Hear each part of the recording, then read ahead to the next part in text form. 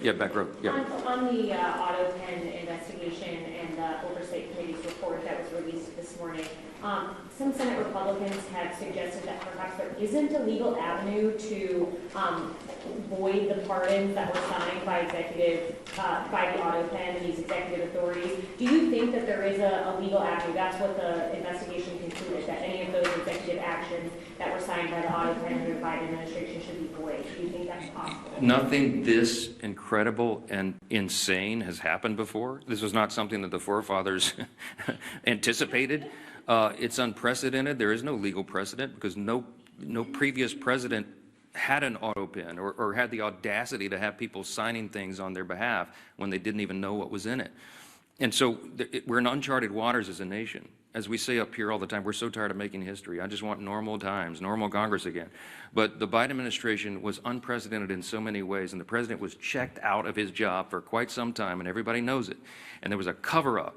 The people around him who were they would give him scripts to follow. They would point him literally in the direction, stand here, sir, wave like this. And he didn't know what he was signing. So there's all sorts of just incredible implications. It sounds like a terrible novel or something, but this is reality. And so the pardons, for example, he pardoned categories of violent criminals and turned them loose on the streets. And he didn't even know what the categories were, apparently, much less the individual people that he pardoned. They're invalid on their face. I mean, I used to be a constitutional law litigator. I would love to take this case and go into the courts and make that law to set the precedent. You can't allow a president to check out and have unelected, unaccountable, faceless people making massive decisions for the country. Think of the executive orders that were signed with the Autopen. When he paused LNG exports, liquefied natural gas, to our European allies around the world, I confronted him about it, by the way, the one meeting they allowed me to have with him as Speaker in the Oval. And he looked at me as if it hadn't happened, and he said, I didn't do that. And it occurred to me, he wasn't lying. He honestly didn't know.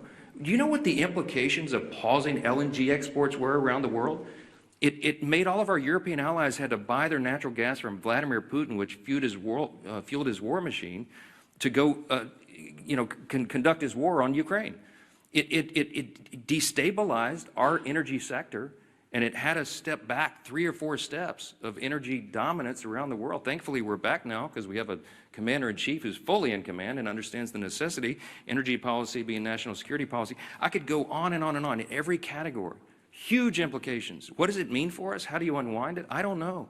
But it will be determined in the courts ultimately. And these are unprecedented cases of first impression, as we say, because it's never been tested before. But man, is it dangerous stuff.